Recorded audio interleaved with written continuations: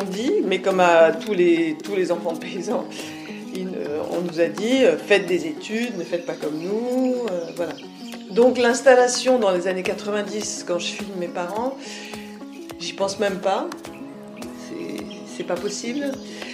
Et ça a été la super découverte en fait de nous paysans et l'installation. C'est-à-dire que quand je me remets au travail, c'était en 2017, je me rends compte qu'en fait, il y a plein de jeunes qui sont intéressés par ce métier, qui envisagent eux de s'installer.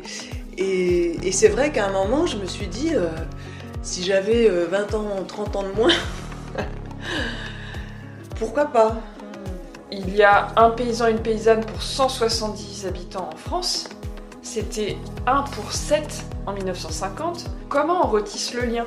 D'où l'importance de mettre en lumière ce qui se passe, de reconnecter les gens à la paysannerie pour recréer du lien, pour redonner envie, réenchanter, comme dit Christophe, un des agriculteurs du réseau, réenchanter, parce que quand les valeurs sont nourries, c'est un métier, c'est une manière de vivre qui est exceptionnelle.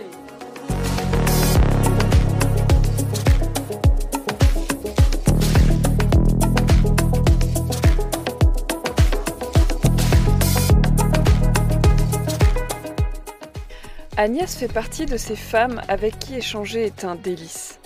Elle se connecte aux valeurs de l'école d'agroécologie voyageuse à travers bien des aspects.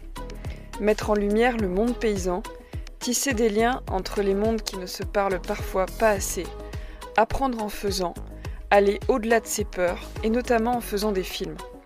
Son documentaire Nous paysans a eu un grand retentissement en étant diffusé sur France 2 et j'avais envie de mettre en lumière Agnès qui a nourri la graine du film et porté ce projet pendant plusieurs années. Pourtant, les réalisateurs de documentaires restent souvent dans l'ombre. Agnès porte la parole des paysans et de plus en plus des paysannes. Bon, dans ce podcast, on parle autant d'Agnès que de moi et ça m'a fait un peu bizarre au montage. Et puis je me suis souvenu que c'est particulièrement en écoutant certaines personnes raconter leur cheminement que cela nourrit le mien. J'apprends peu à peu à partager mon expérience aux autres et à me tendre le micro autant que je le tends à mes invités. On aborde le sujet de notre lien à l'animal et en particulier à la mort de l'animal au fil des âges, l'importance de se réapproprier l'acte de production et l'acte de soin du paysage si longtemps délégué. On parle de la fin de l'EAV et ce que cela génère, des femmes qui s'installent, de l'humilité nécessaire pour mettre en lumière la vie paysanne et de la puissance du film pour créer l'espace de partage pour les agriculteurs. Je suis Opaline, créatrice de ce podcast, et c'est toujours avec de la joie que je vous partage chaque mois, 2 à 4 épisodes, les fruits de ces rencontres qui me nourrissent tant pour développer l'agroécologie la plus juste pour vous, qu'elle soit dans votre cœur ou dans vos champs. Merci de partager abondamment cet épisode pour nourrir votre écosystème. Belle écoute!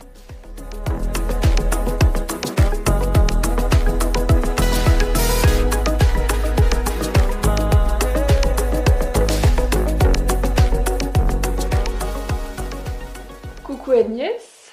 Hello Opaline. Alors on est dans ton espace de travail, pas très loin de Paris, chez toi. Et c'est chouette parce qu'il y a plein d'éléments qui inspirent le monde paysan et qui tu es. On est le 28 février. Ce podcast paraîtra un petit peu plus tard, mais on est à la fin de l'hiver. Comment tu te sens ce matin ? Je me sens bien, ça fait quelques jours qu'on a enfin du ciel bleu. Il fait très froid, il fait assez froid, mais le ciel bleu, de la lumière, ça me fait me sentir joyeuse. Donc ça va. Alors, je suis super contente que tu aies accepté qu'on enregistre cet échange. Ça fait longtemps que je souhaitais faire un épisode de podcast avec toi, et là... il y a plein d'éléments qui ont fait que je me suis dit c'est le bon moment. Alors déjà, pourquoi je voulais faire un podcast avec toi ? Parce que tu m'inspires beaucoup et j'interviewe uniquement des gens qui m'inspirent. qui nourrissent mon esprit et mon âme. Ensuite, ta connexion au monde paysan et à la place des paysans dans notre monde, car tu es fille de paysans, tu as grandi dans une ferme en Bourgogne, ce qui a généré pour toi l'envie de réaliser plusieurs films documentaires à ce sujet. Et le plus connu que tu as co-réalisé, c'est le film Nous paysans et l'installation avec Fabien Béziat. Un autre point important, c'est que tu as suivi le projet de l'école d'agroécologie voyageuse depuis ses débuts, puisque aux prémices de ces 2 films, tu m'avais contacté alors que j'étais en pleine réflexion sur ma propre installation et la création de l'EAV. Et en cette dernière année de l'école d'agroécologie voyageuse, tu es marraine de la promo 3, les Agroutes. Alors j'ai 2 petites questions pour suivre. Qu'est-ce que ça te fait venir d'entendre ça? Et quelles sont les 3 choses que tu penses avoir en commun avec moi? Alors, c'est l'idée qu'on a cheminé ensemble, hein, ces dernières années. Moi, j'étais en pleine réflexion autour de Nous paysans et de l'installation quand j'ai remarqué sur les réseaux sociaux ta présence, en fait, une jeune femme qui se promenait autour du monde en allant voir des fermes qui avaient l'air super passionnantes. Enfin, j'ai un peu vécu ce tour du monde par procuration, alors que moi j'étais à mon bureau, absorbée en fait à redérouler l'histoire de nos ancêtres, les paysans, et à absorber, à trouver une sorte de récit, enfin de récit de cette histoire. Donc c'était à la fois une source d'évasion de te suivre autour du monde, et ça m'a inspiré aussi parce que je savais que après Nous paysans, donc que j'ai réalisé avec Fabien Béziat, on m'avait demandé de réfléchir à un 2e film, et moi je voulais absolument parler de la transmission dans le monde agricole. Je voulais que ce soit une femme qui reprenne. Et donc, le fait que tu sois une femme, que tu sois en recherche, en voyage, ça m'a beaucoup inspirée. Et j'ai suivi tes aventures jusqu'au moment où je t'ai finalement contactée. Et je me rappelle très bien de notre discussion. J'étais en train de marcher dans les rues de Paris. Donc, et moi dans la forêt. Et donc, sûrement un peu essoufflée, et c'était en fait tout de suite très, très facile, très simple de discuter avec toi. Et j'ai apprécié en fait que tu m'embarques quand tu es revenu, que tu m'embarques à la découverte des lycées agricoles, que moi je connaissais pas bien. Donc tu m'as emmené dans plusieurs endroits, tu m'as fait rencontrer des gens. Donc j'ai apprécié que des idées que j'avais en tête, hein, pour ce 2e film, notamment sur l'installation, c'est devenu beaucoup plus concret en te suivant dans tes pérégrinations Post-tour du monde. Post-tour du monde. Donc ouais, j'ai plein de souvenirs de lycée agricole. Donc merci pour ça. C'est une des choses que moi j'aime dans le travail, en fait, hein. Ces rencontres, ces surprises, ces découvertes, et de voir où ça nous mène jusqu'à aujourd'hui. Et est-ce que c'est comme ça que tu fonctionnes quand tu fais un film? Oui, enfin, ma question est pas bête parce qu'il n'y a pas de question bête, mais dans ton travail, le fait d'avoir une nouvelle idée, de choisir un sujet, de construire le film, c'est comme ça que tu fonctionnes, par les rencontres, pour construire un récit? Comment tu fonctionnes? Alors, avant de répondre à ta question, tu m'as dit 3 points communs Hein, Ah oui, pardon. Nos 3 points communs. Ben, je pense qu'on est toutes les deux totalement passionnées par le monde paysan, par la terre, par ce qui pousse, la façon dont on pourrait changer les choses à plein de niveaux. Je pense qu'on a en commun l'amour de la rencontre et je pense aussi peut-être, c'est peut-être plus vague, mais aussi un questionnement sur la place des femmes dans ce monde-là. Voilà, donc pour répondre à ta première question. Et je rajouterais un 4e point commun, c'est la passion pour le récit, pour raconter des histoires et mettre en lumière certaines choses. C'est vrai, ouais. Oui, parce que j'ai aussi lu tes articles quand je t'accompagnais, quand je t'ai accompagnée dans des lycées agricoles. J'étais aussi impressionnée par ta faculté à partager des notions parfois compliquées et cette espèce d'appétit à partager. Et c'est sûr que... Donc ça fait 4 choses en fait. Sur comment on construit un récit, comment on fait un film, moi je me vois souvent comme une sorte de, tu sais, de pêcheur qui envoie ses cannes à pêche un petit peu dans toutes les directions. Ah ouais. Et je vois ce qui remonte, je vois ce qui revient, ce qui résonne. Ouais, j'ai souvent cette image-là, quoi, ou d'avoir plein de casseroles sur le feu, parce que j'aime bien euh, cette idée du rhizome, ou tu vois, de creuser des pistes qui n'ont pas forcément à voir l'une avec l'autre, et en fait, il y a un moment où clic, il y a des choses qui il y a des choses qui rentrent en résonance. Mais c'est beaucoup de lecture, sur plein de formats différents en fait. Hein. Ça peut être des livres, ça peut être des revues, les réseaux sociaux, les rencontres, ou des affiches, ou tu vois, quand tu rentres dans un moment où tu commences à développer un projet, euh, moi j'ai souvent l'impression que le monde m'envoie des messages. Tu vois, hier, j'étais au téléphone avec une copine. D'un seul coup, elle me disait: Ah, tu connais cette personne, et ça, et ça, et ça. Et donc, ça nourrit ma réflexion. Donc, c'est très riche, quoi. Mais c'est quelque chose de très prenant.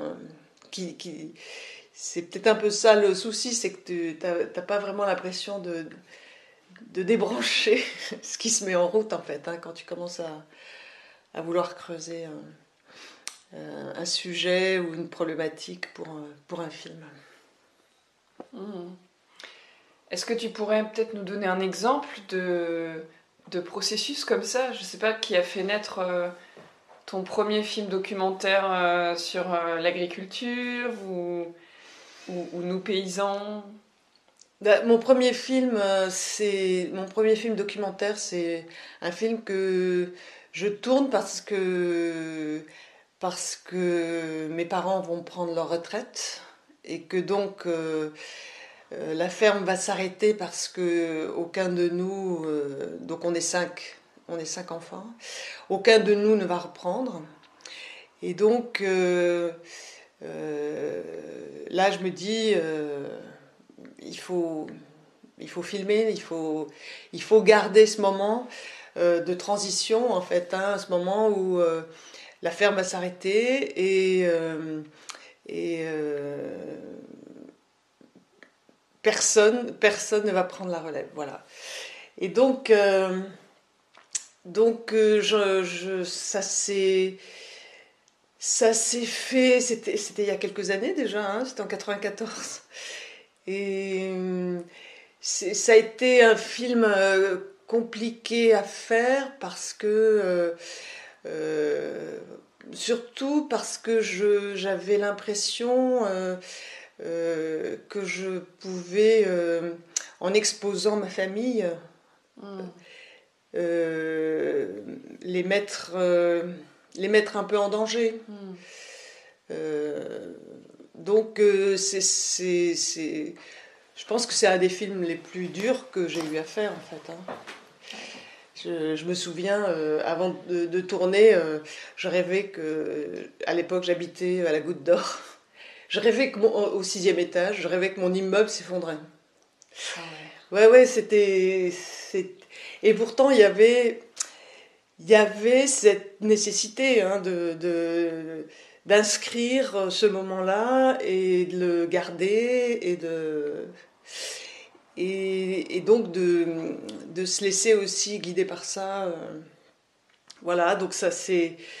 J'ai trouvé une productrice, Dominique Thiers, qui m'a donné un conseil que j'ai toujours gardé. Elle m'a dit, fais le film que toi seul peux faire.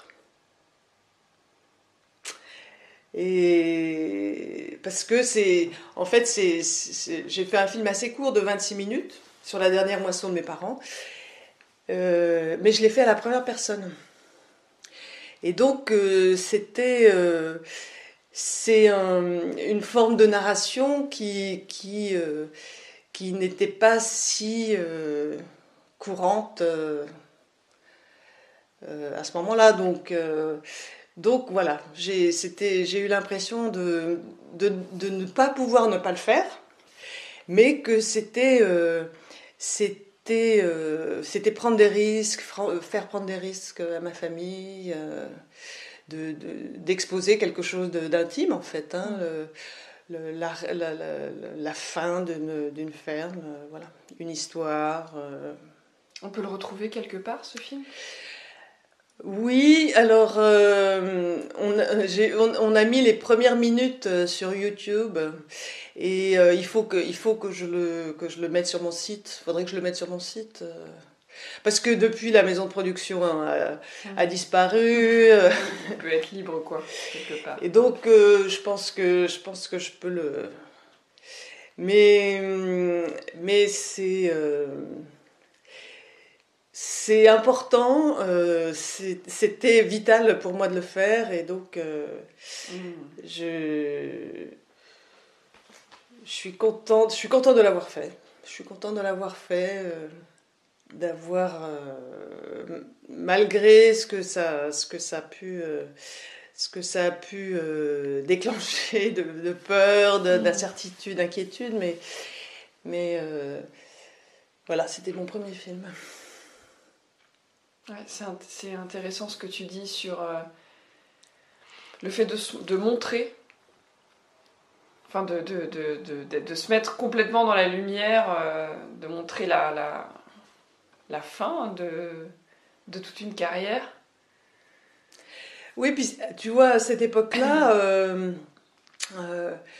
être fille de paysan, c'était pas du tout quelque chose dont je me vantais en fait. Moi, je travaillais à France 2. Je me souviens que donc mon chef de service, Marcel Tria, était lui aussi fils de paysan.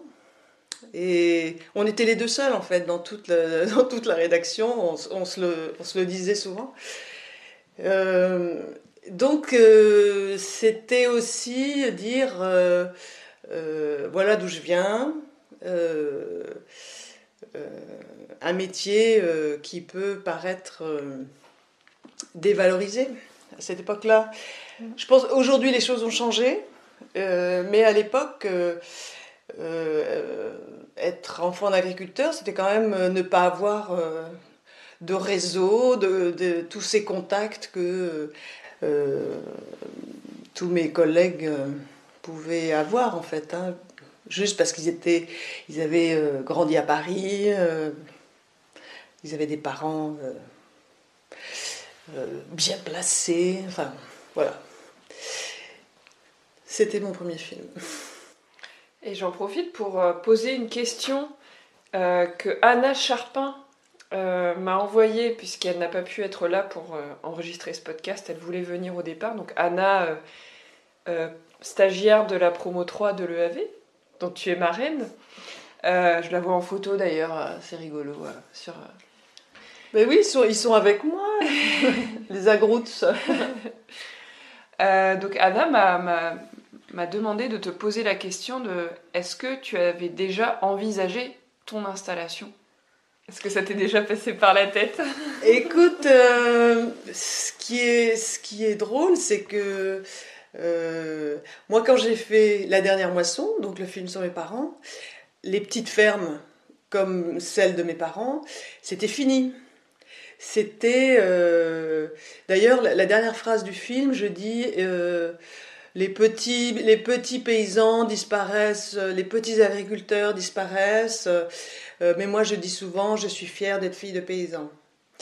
Et donc vraiment c'était très fort hein, dans les années 90 cette sensation que voilà c'était cette petite paysannerie parce que mes parents étaient en polyculture, faisaient de la polyculture élevage dans le Morvan. Donc, ces petites fermes, c'était fini. Donc non, jamais à ce moment-là, je me suis dit que j'allais m'installer, d'autant plus que nos parents nous ont vraiment poussés à faire des études. C'est ce que, avec mes frères et sœurs, on raconte dans le film. Ils nous ont dit, mais comme à tous les enfants de paysans, on nous a dit, faites des études, ne faites pas comme nous, voilà. Donc l'installation dans les années 90, quand je filme mes parents, j'y pense même pas. C'est pas possible. Et ça a été la super découverte en fait de nous paysans et l'installation. C'est-à-dire que quand je me remets au travail, c'était en 2017, je me rends compte qu'en fait, il y a plein de jeunes qui sont intéressés par ce métier, qui envisagent eux de s'installer. Et c'est vrai qu'à un moment, je me suis dit, si j'avais 20 ans, 30 ans de moins, pourquoi pas? Vraiment, ça, c'est la première super découverte du travail autour de nous paysans à l'installation. C'est possible, c'est un super métier. Il faut évidemment bien le préparer, bien s'y préparer. Il y a évidemment plein d'embûches à l'installation, mais c'est un super métier. Donc m'installer là, je sais pas, t'as vu, j'ai un jardin de 20 mètres carrés, 50 mètres carrés, et j'ai déjà bien du mal. Donc je ne pense pas m'installer. Mais j'aimerais filmer encore d'autres installations après celle d'Audrey et Lauriane en Centre-Bretagne, comme j'ai filmé pour le film qui s'appelle L'Installation. Vraiment, ça me rend vraiment joyeuse de voir des jeunes, comme j'ai vu à l'EAV, des jeunes qui ont envie de faire ce métier et qui s'y préparent. Je trouve ça fantastique. Alors, on pourra peut-être parler de l'EAV un petit peu après. J'avais une question qui a émergé lors de ta dernière intervention à l'EAV, où tu nous partageais une idée qui émergeait de film ou de BD, qui arrivera peut-être un jour, je l'espère, autour du lien entre l'animal et la société, et la paysannerie, et le fait d'être végétarien, enfin... Bref, il y avait beaucoup de choses dans ce que tu nous as partagé, c'était extrêmement riche et moi c'est là où je me suis dit, il faut vraiment que je fasse un podcast avec Agnès. Tu nous partageais ta responsabilité vis-à-vis du monde paysan et de la société en général en tant que réalisatrice de films documentaires. Est-ce que tu peux nous parler un peu de ça et de ce que tu ressens quand tu réalises un film ? Comment tu te positionnes, comment tu travailles vis-à-vis de cette responsabilité-là? C'est une responsabilité que je ressens et qui intervient à plusieurs endroits. Tu vois, par exemple, pour nous paysans, dès le départ, avec Fabien, on avait décidé qu'il n'y aurait que des paysans et des paysannes à témoigner. parce que les paysans et les agriculteurs ont été beaucoup parlés, hein, on les a beaucoup décrits, dévalorisés, etc. Et donc là, c'était pour nous vital la parole vienne d'eux, en fait, hein, que ce soit eux qui racontent leur histoire. C'est aussi ça la responsabilité, à qui je donne la parole et comment. Et donc, non seulement leur donner la parole, mais aussi montrer qu'ils ont une histoire, que cette transformation de la paysannerie, c'est la transformation d'une société tout entière, en fait. Comment une société paysanne devient ce qu'elle est aujourd'hui. Et donc ça, c'est l'histoire de nos paysans. Moi, je suis aussi... Enfin, je sens une responsabilité aussi. Tu vois, par exemple, quand on préparait... quand je préparais nos paysans, je rencontrais beaucoup de monde, des agriculteurs, des agricultrices, et beaucoup me disaient faites un film qui nous donne de l'espoir.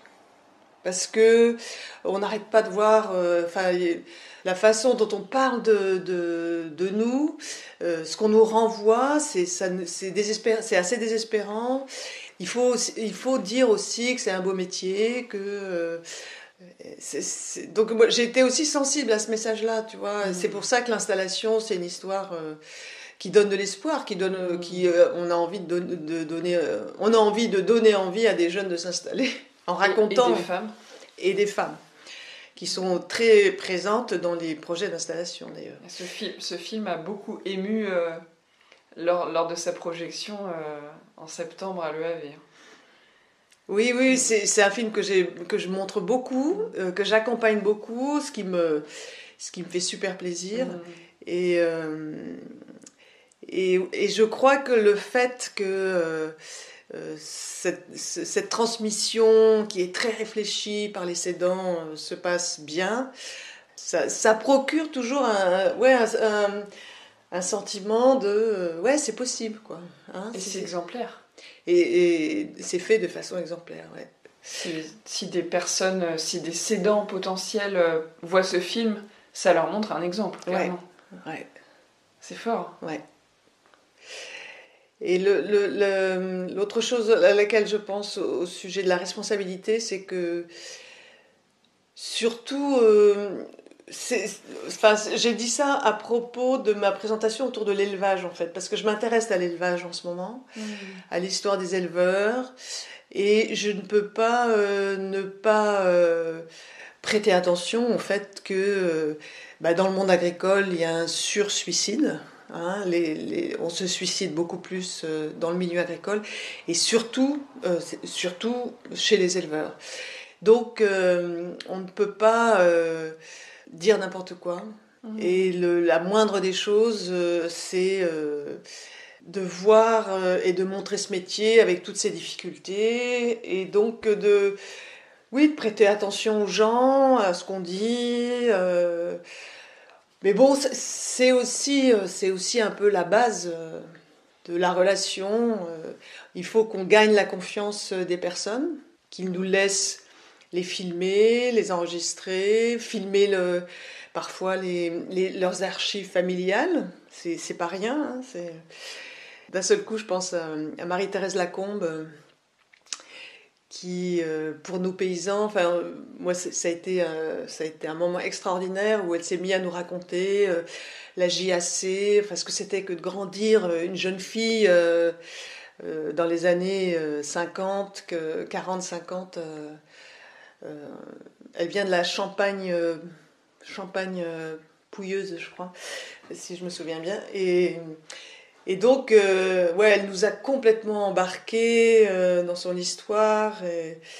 Et c'est une conteuse formidable. Et puis elle nous a aussi ouvert ses albums photos et ses photos de mariage.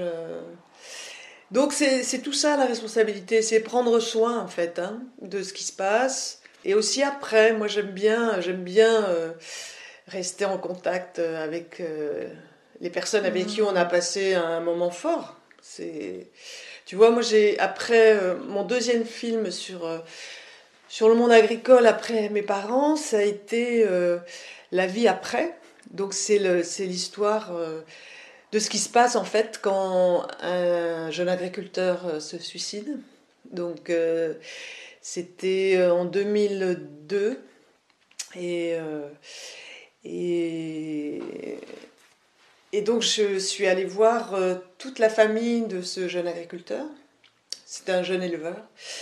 Et donc on raconte en fait qu'après sa disparition, bah, une ferme, ça s'arrête pas comme ça, quoi. Et donc là, il y a eu tout un réseau de solidarité qui s'est mis en place, où chacun, en plus de son travail, est venu faire la traite le matin, le soir. Donc ça a été, un super moment, extrêmement triste évidemment, mais ça a été un moment de partage où chacun a pu dire ce qu'il a vécu. Parce que des fois, quand il y a un tiers qui arrive, comme nous avec notre caméra, il y a des choses qui peuvent se dire à ce moment-là. C'était un peu compliqué, enfin, de gagner leur confiance, mais Valérie, la jeune femme de cet agriculteur, m'avait dit si par mon témoignage je peux empêcher une seule personne de passer à l'acte, ça vaut le coup. Et donc on a fait tout ça, on a fait tout ça ensemble, et c'était il y a plus de 20 ans, et on se voit toujours, et les enfants ont grandi, et tout le monde va bien. Voilà. C'est très fort ce que tu partages, et c'est courageux d'aborder avec autant d'authenticité des sujets vraiment essentiels aujourd'hui en fait. Et, et en fait, avec la caméra, on peut soit en fait, un peu comme là, tu vois, on termine le podcast et en fait, tu sors tous les sujets super importants après parce que tu te lâches. Ça m'est souvent arrivé quand je filmais des gens, c'est après, ah ouais, j'aurais dû dire ça. Et il y a un peu les langues se délient, quoi. Et il y a aussi le côté, ça s'est passé dans la famille de Noémie de la promo 1 qui a un père agriculteur. Il y a Liuna qui est venue filmer, et en fait, le fait qu'il y ait la caméra, il a sorti des choses super importantes. Et en fait, la caméra peut, au contraire, ouvrir quelque chose quand on l'amène bien. Et ça, enfin, toi comme moi, on est passionné par ça, quoi, par le fait d'ouvrir la parole aux bonnes personnes au bon moment, et d'amener ça au public, quoi. Oui, moi je l'ai vu souvent, hein, que des personnes s'ouvrent, enfin décident tu vois, de profiter de l'espace qu'on ouvre, hein, avec une caméra ou un enregistreur, pour dire ouais, leur vérité, pour dire ce qui leur tient à cœur. Et ouais, je crois que c'est une des raisons pour lesquelles on fait ce métier-là. Et donc moi j'ai envie de te poser aussi la question. Oui. Comment toi, entre tes projets d'installation et ton envie de rencontre, de partage, et de faire découvrir et de faire circuler aussi une parole et des problématiques, et aussi une connaissance. Parce que en fait, ce que je découvre, moi, avec ces nouveaux, je dirais ces nouveaux profils d'agriculteurs, d'agricultrices, de paysans, paysannes, c'est que il y a plein de possibles en fait. On peut s'installer pas pour toute la vie, on peut faire autre chose à côté. Et donc toi, tu te destinerais en fait à une nouvelle sorte d'état de paysan, c'est-à-dire la paysanne journaliste. C'est un peu ça, Ouais. Alors, ton profil. Ouais, ça. Donc, Comme tu le sais, ou pas d'ailleurs, depuis toute petite, moi je veux être journaliste. C'est vraiment écrire un article, ça m'a toujours animée, ça s'est jamais arrêté. Et en fait, ta question me fait penser à Anna, encore une fois, qui raconte dans un podcast précédent, je crois, parce que je sais pas exactement quand est-ce que je vais le mettre en ligne, bref, que quand elle était petite, elle rêvait d'être éleveuse, mais comme elle ne voulait pas tuer d'animaux, elle voulait peindre les animaux et les vendre et être paysanne artiste et vivre de ses peintures. Et je trouve ça génial, en fait, de pouvoir prendre soin d'un pays avec des animaux. Bon, toute la question de à un moment ils vont mourir, à un moment il faudra peut-être les manger, ceci, cela, bon, ça c'est d'autres sujets qui sont super importants, mais on peut avoir un modèle économique qui n'est pas basé juste sur la mort de l'animal. Et on peut... en fait, c'est tout un débat de un paysan, est-ce qu'il gagne sa vie? Alors, j'aime pas trop le mot gagner sa vie, mais est-ce qu'il vit uniquement en vendant des produits alimentaires ou est-ce qu'il peut vivre aussi de l'art, de la mise en lumière de ce qu'il fait? Et Anna, elle aimerait faire ça. Elle aimerait pouvoir à la fois produire de la laine en agroécologie et en même temps continuer à être photographe dans sa ferme, à réaliser d'autres projets de films, je pense aussi à côté. Mais en tout cas, elle a ce côté mise en lumière qui me parle énormément. J'aimerais faire des projets avec elle d'ailleurs, hein, parce que on se sent vraiment nourris l'une l'autre par les mêmes choses. Et en effet, moi, mon rêve, c'est de vivre dans un lieu, dans une ferme où il y a plusieurs personnes dans l'idéal, d'être autonome en électricité, en eau, en nourriture, le plus possible en tout cas, avec des échanges dans le village, d'avoir une expérimentation de forêt-jardin en agriculture syntropique avec des poules, parce que ça me nourrit extrêmement beaucoup, et j'adore les poules, et les arbres, et continuer à mettre en lumière le monde paysan, parce qu'aujourd'hui, il y a un paysan, une paysanne pour 170 habitants en France. C'était 1 pour 7 en 1950. Comment on retisse le lien? D'où l'importance de mettre en lumière ce qui se passe, de reconnecter les gens à la paysannerie pour recréer du lien, pour redonner envie, réenchanter, comme dit Christophe, un des agriculteurs du réseau, réenchanter, parce que quand les valeurs sont nourries, c'est un métier, c'est une manière de vivre qui est exceptionnelle et qu'on ne peut pas ne pas aimer en fait une fois qu'on a mis les mains dedans. Et en effet, tu as raison, aujourd'hui, on peut devenir paysan-paysanne à partir de zéro en créant tout. Parce qu'on n'a pas cette...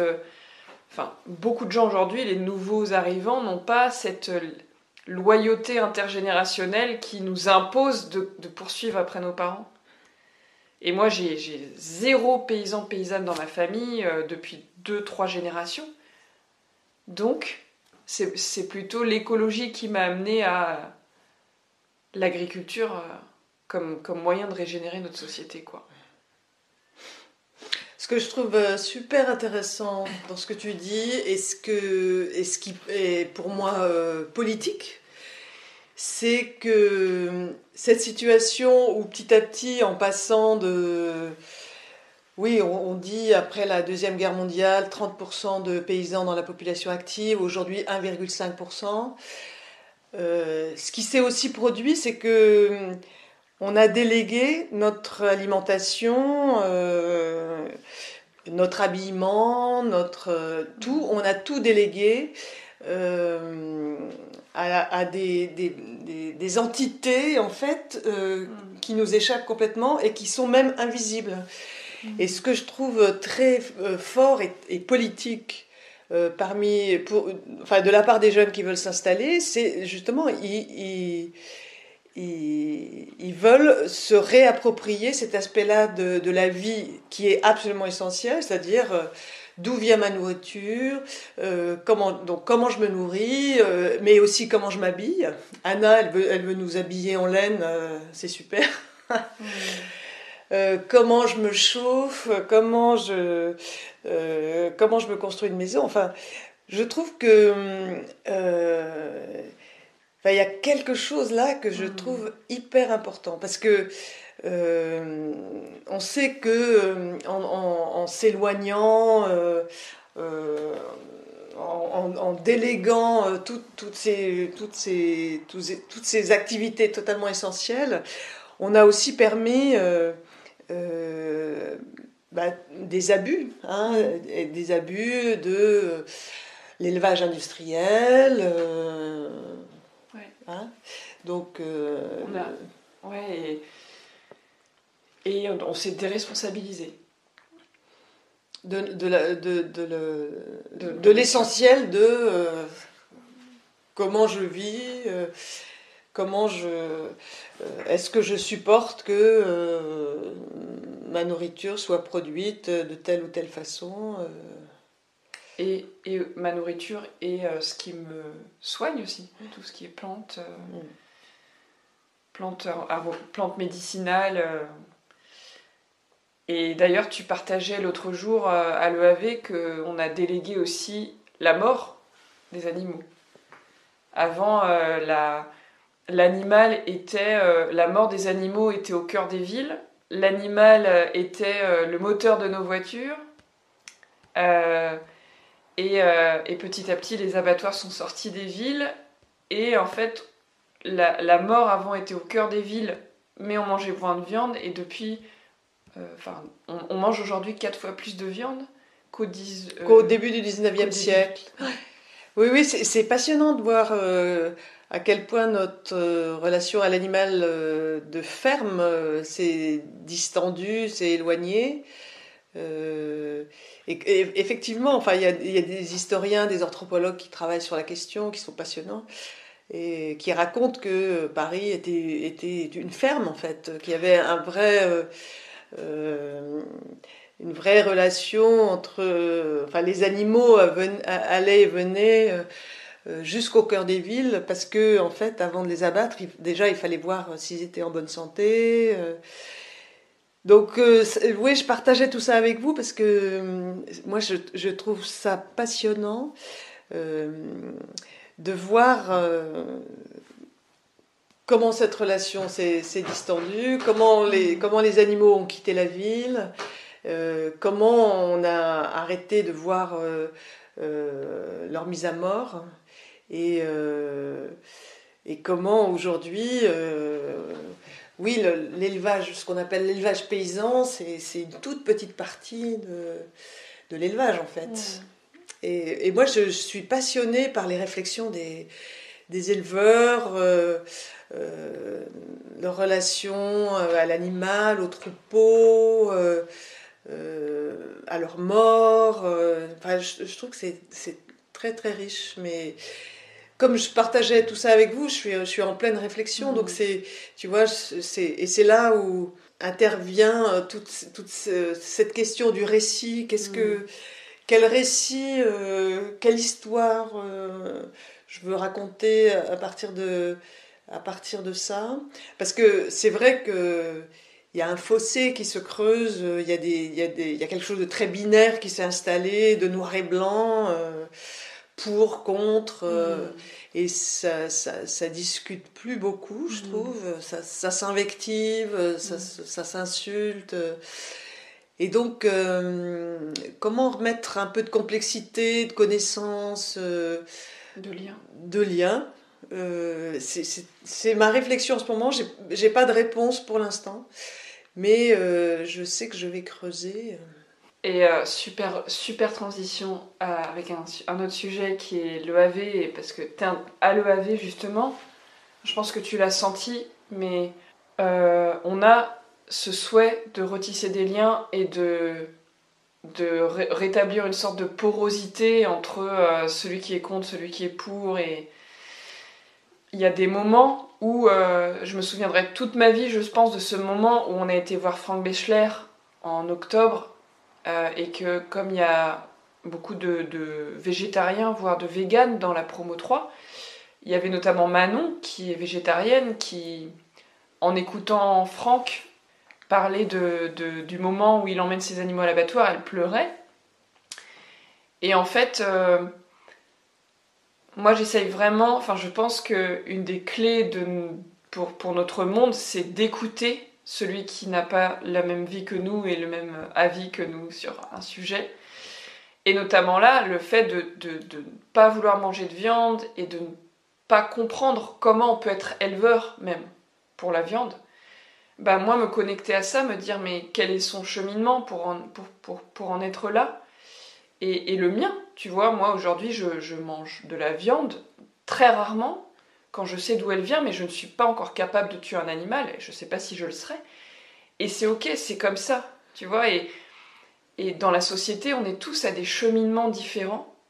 Tu partageais le podcast Les couilles sur la table, qui a fait un épisode Les couilles à la ferme. Comment aujourd'hui, enfin, ou cette question de aujourd'hui, dans la société d'aujourd'hui, en 2023, il y a des éleveuses végétariennes. Ça existe. Et c'est possible. Et il y a aussi sûrement des personnes qui ne veulent pas être éleveuses parce qu'elles sont végétariennes et qu'elles ne veulent pas avoir le droit de vie, de naissance et de mort d'un animal. Enfin, c'est des questionnements qui sont super profonds. Et donc je comprends aussi cette notion de responsabilité, tu vois, d'avoir le juste récit. C'est pas facile, hein. Je sais pas s'il y a un juste récit. Non, mais je m'interroge. Il y a sûrement le récit que moi j'aimerais.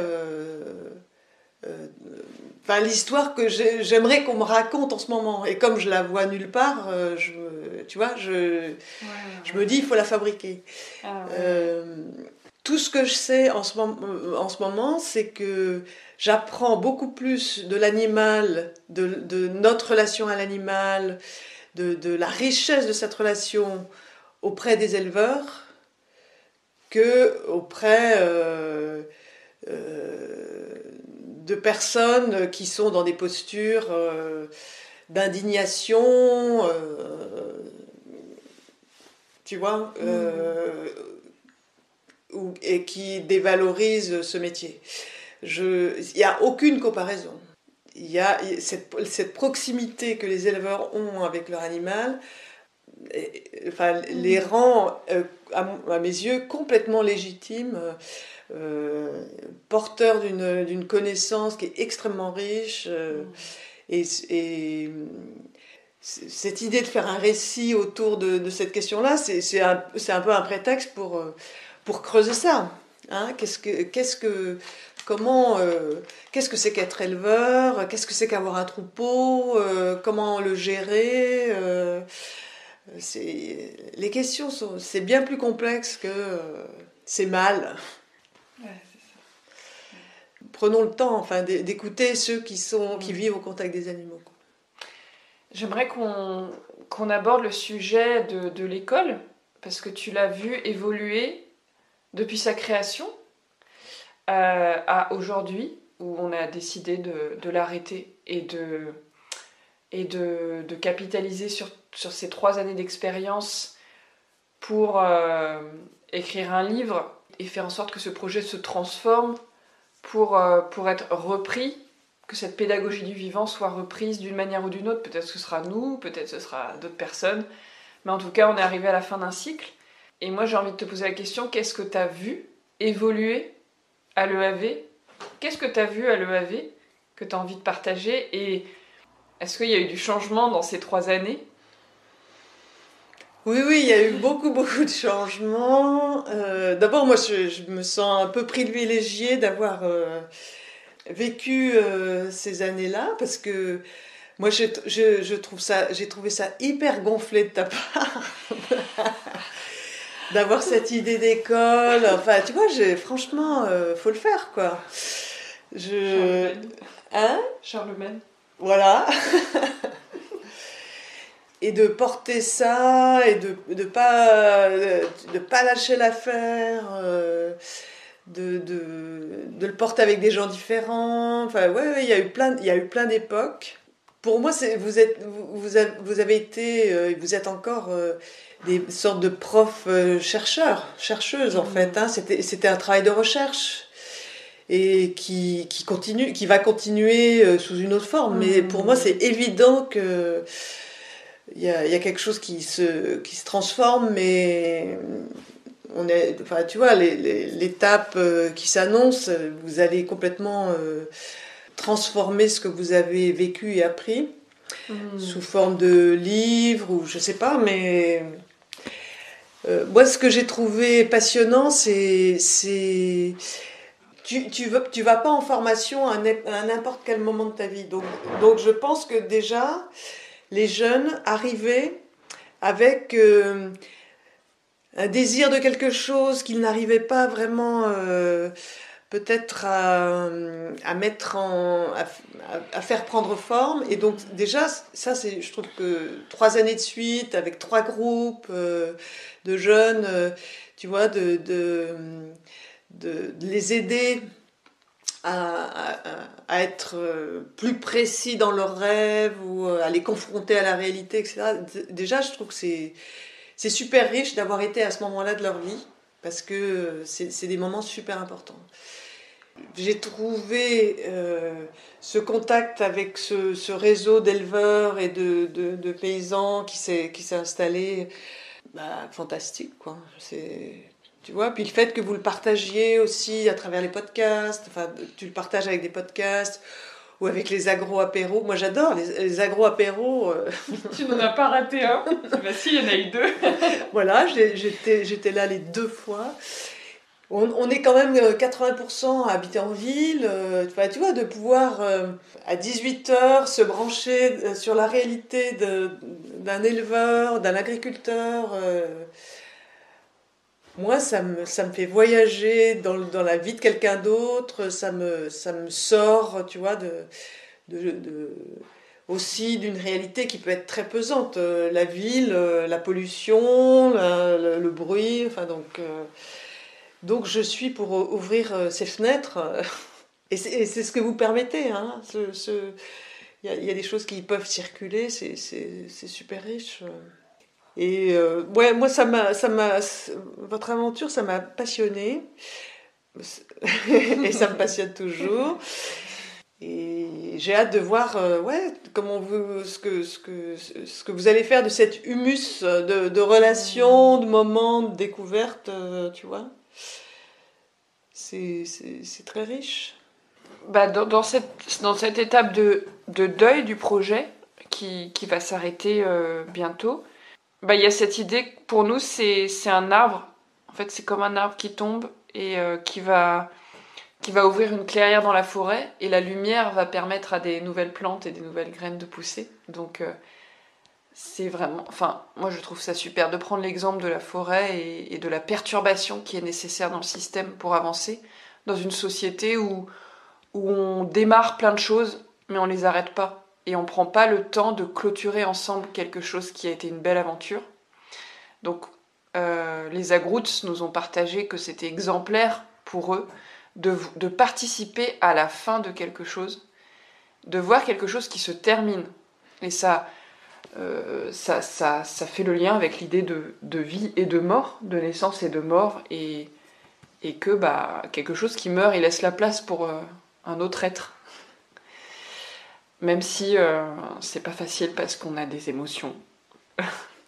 Et du coup, il y a beaucoup de gens qui nous ont partagé leur tristesse de ce projet qui vend du rêve, qui met des étoiles dans les yeux, qui...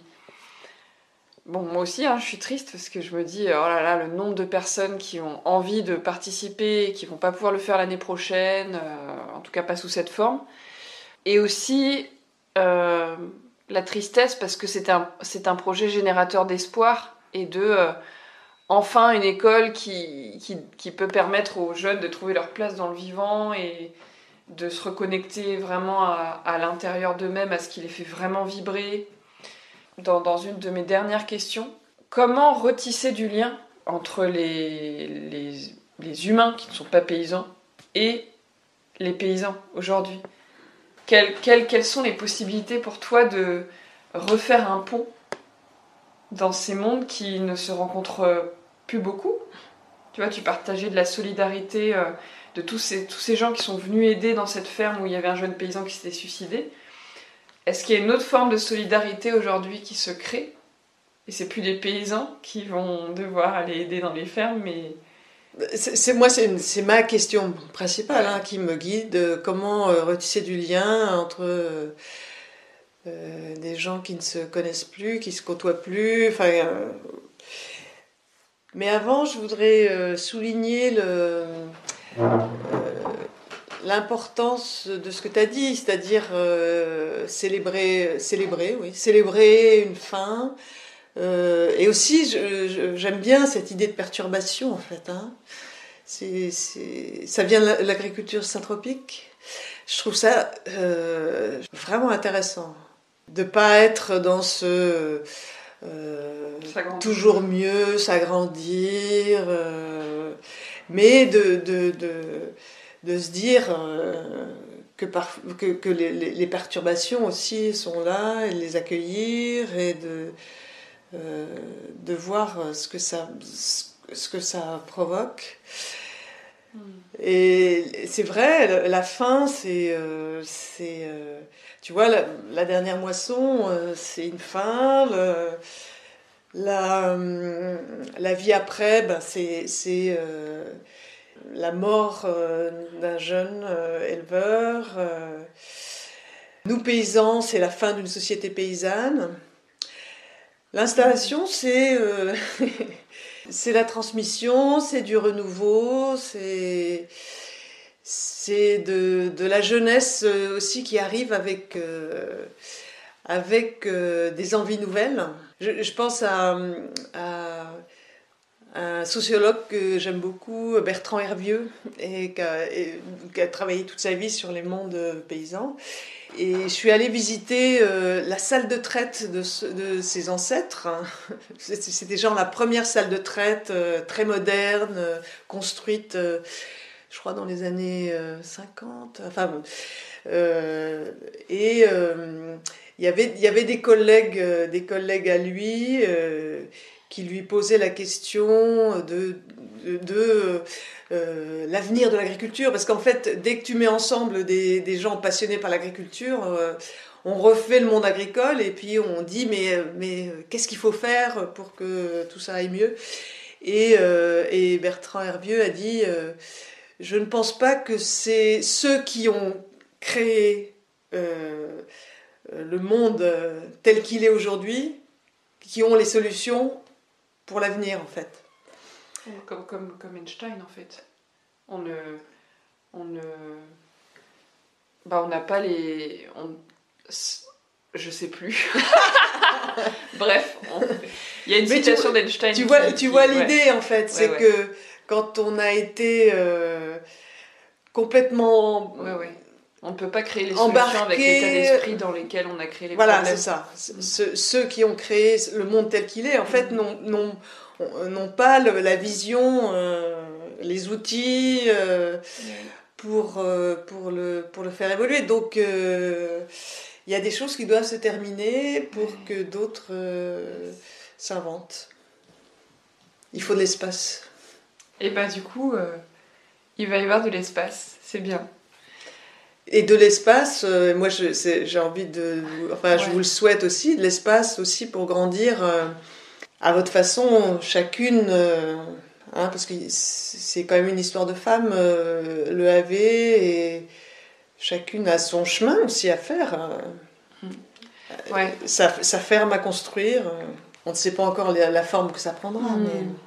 C'est un conseil que je peux donner, c'est quand on lance un projet, de se dire qu'il va s'arrêter un jour. Et que ce soit une vie, un projet, n'importe quoi en fait, une maison, tout a une fin. Et là, le AV, c'est vrai qu'on pensait pas que ça s'arrêterait comme ça et que ça se transformerait de cette manière aussi vite. Ça a été une aventure de 3 ans et elle se termine et elle va générer plein d'autres choses derrière, quoi. C'est fou. Et toi, tu te sens comment, donc, à la veille de cette fin-là? Alors, j'ai plein de choses en moi. J'ai de la sérénité, parce que je sais que c'est juste, que un projet, c'est avant tout les gens qui le nourrissent, et quand il n'y a plus d'énergie dans les personnes, bah c'est plus possible. C'était le cas, on se sentait essoufflé, notamment de la difficulté à trouver un modèle économique pertinent. Je sens aussi que j'ai envie de me consacrer à moi et à ma régénération personnelle.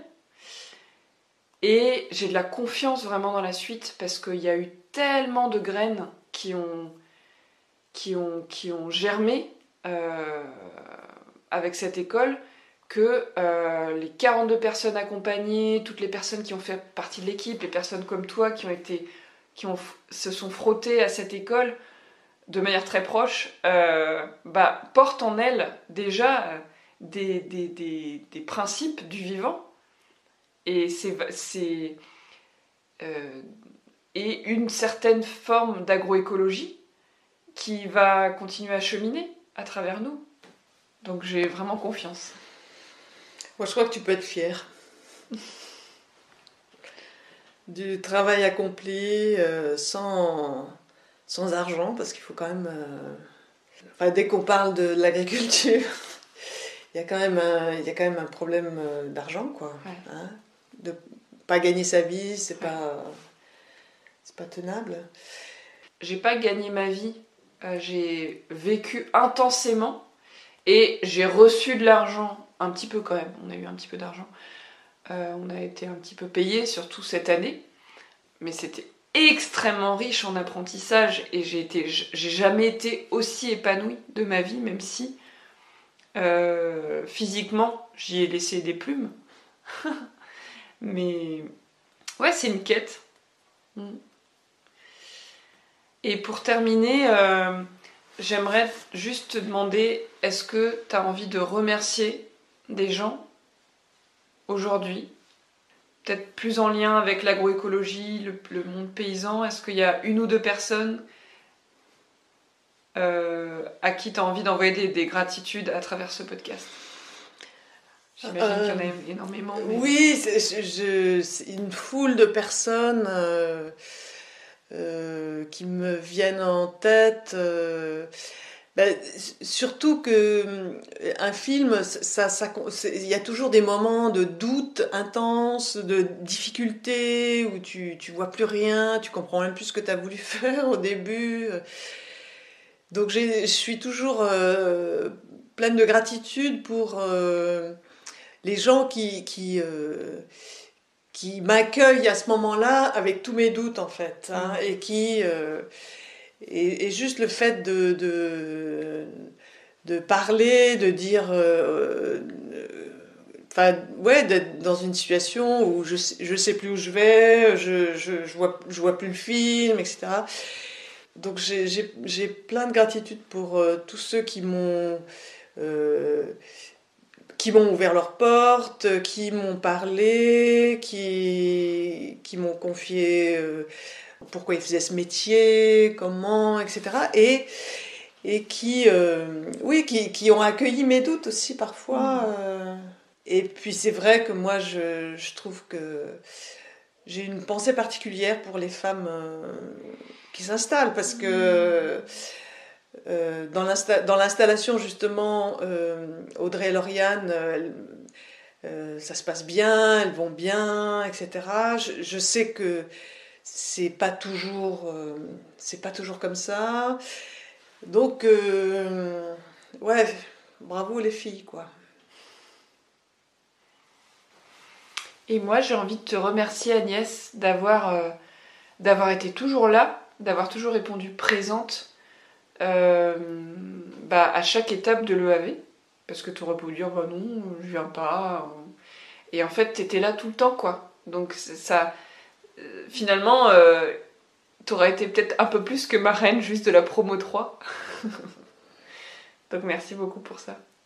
C'était un plaisir de voir toute cette énergie que vous avez donné à ce projet, tu vois, ce que ça suscitait. Moi, je trouve que c'est toujours des petits miracles. On lance des idées, puis les gens viennent, et ils te croient, et ils viennent, et tu les embarques. Je suis contente d'avoir été là. Moi, j'ai adoré. Hein. J'adore apprendre, donc l'idée d'école, je trouve ça super. Il y a tellement à faire autour de l'agroécologie. J'ai hâte de voir comment vous transformez tout ça. Est-ce que les gens peuvent te contacter s'ils ont des idées, s'ils ont... ou te trouver quelque part Oui, alors pour être tout à fait honnête, quand tu dis ça, je me dis, mais j'ai du mal à... Autant je prends du plaisir à parler avec toi, autant je me dis, mais tu crois que ça va vraiment intéresser quelqu'un d'écouter notre conversation? Tu vois, je te cache rien. Ouais. Donc, bien sûr, on peut me contacter, bien sûr. Ok. Je pourrais mettre ton mail dans la description du podcast, peut-être? Ouais, tu peux mettre mon mail. Et c'est vrai que moi, je suis en quête de récits sur le monde agricole pour exactement ce que tu décris, c'est-à-dire retisser des liens. C'est pour ça que... Et c'est vrai qu'en ce moment, c'est mes obsessions habituelles, quoi, la place de l'animal, l'élevage, la place des femmes, tout ça, je touille tout ça. Et moi j'aime les archives, j'aime les récits, j'aime les histoires, donc avec grand plaisir. Merci Agnès. Salut Opaline. Merci. Merci à vous d'avoir écouté cet épisode.